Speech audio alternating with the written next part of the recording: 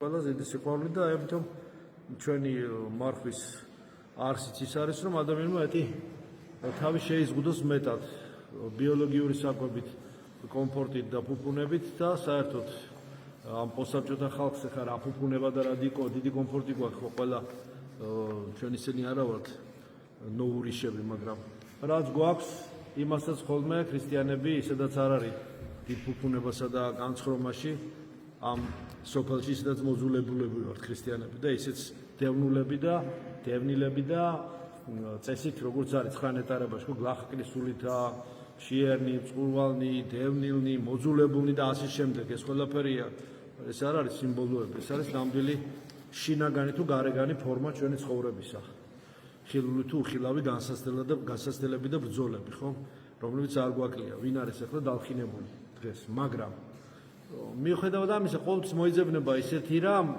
რისგანაც ადამიანს შეუძლია ცოტათი თავი შეიკავოს. ეს იქნება მენიუ და მარხვა არ არის მენიუ.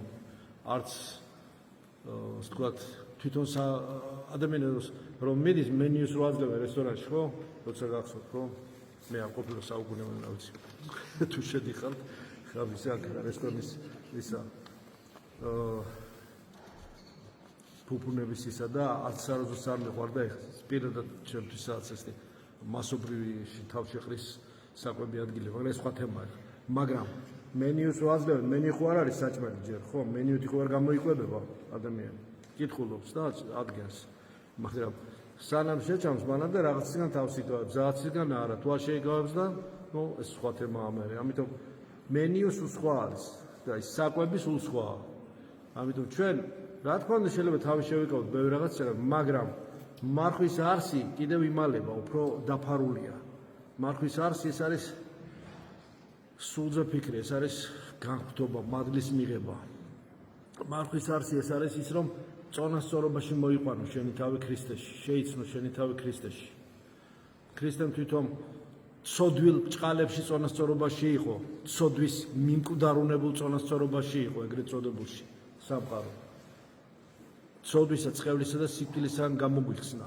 ანუ დაბალანსირებული, ვითომ დაბალანსირებული იყო ჯოჯოხეთური ძალებით ის დემონური მდგომარეობა, რომელშიც დაბნელებული კაცობრიობა იმყოფებოდა. ცოდვის დომინირებისა, მოუნანიებლობისა და სამოთხიდან შეუქცევადად გამოგდებულობის მდგომარეობაში იყვნენ. შესწოდა ადამმა და ახალი ადამი ქრისტე რომ არა, ვეღარ დაბრუნდებოდა.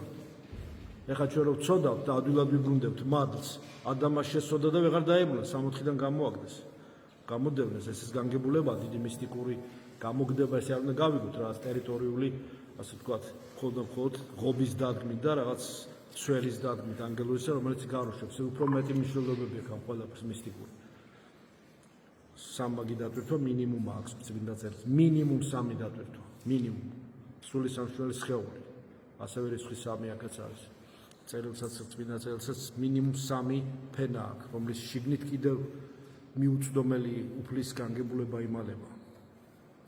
მაგრამ დღეს უკვე ჩვენ როცა მადლს ვკარგავთ, მადლს ვიბრუნებთ. ქრისტეს დამსახურებაა ეს. რომ არა ქრისტეს სქვერპლით ამ მადლს ვერ დავიბრუნებდით. დაუბრუნებლად დაკარგვის ანუ რისკ ფაქტორი არ გვემუქრება.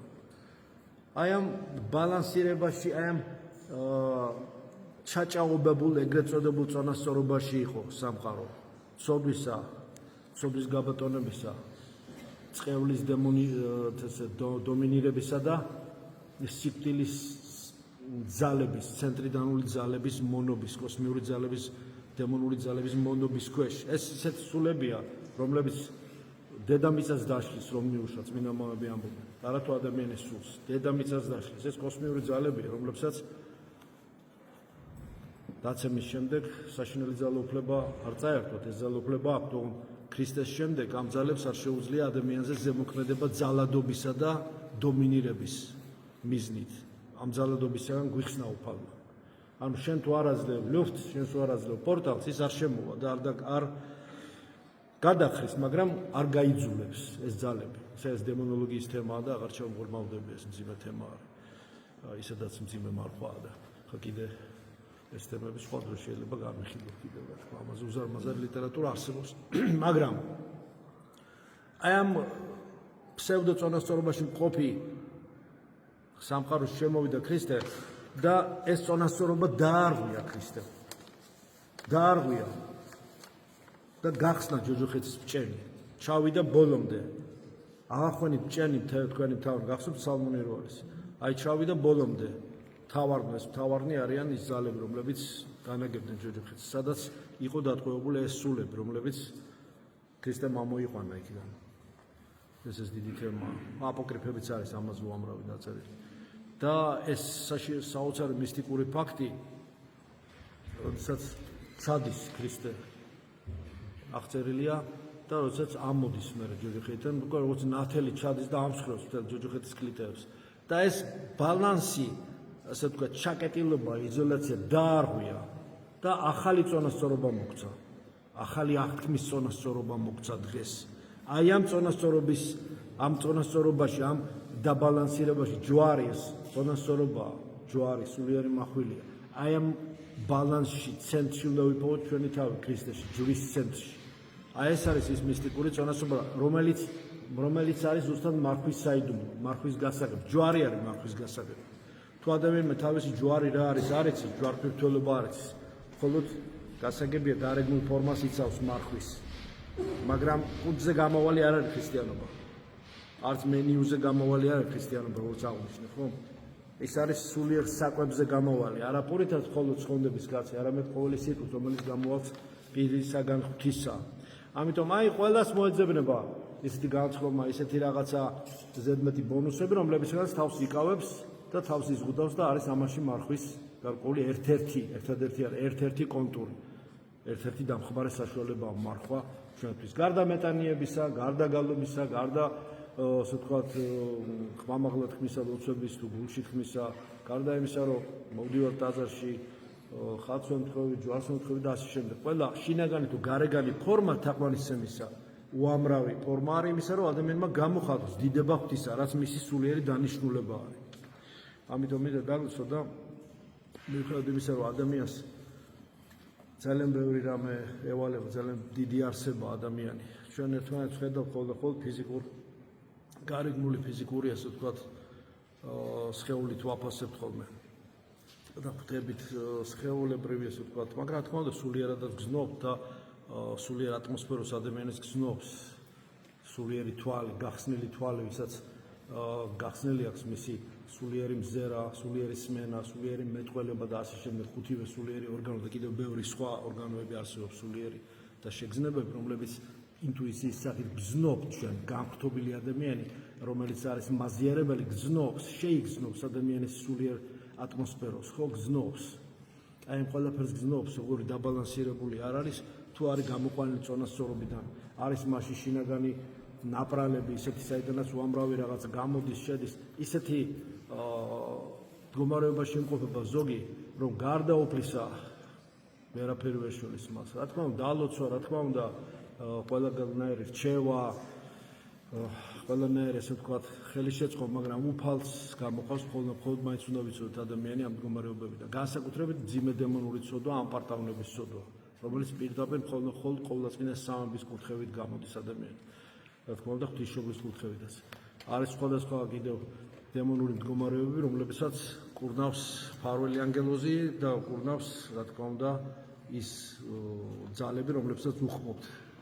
სეციური მხედრობა, სეციური იერარქია კურნავს ადამიანს და იცავს იმ ძალებისა, რომლებიც ადამიანს ებრძვის.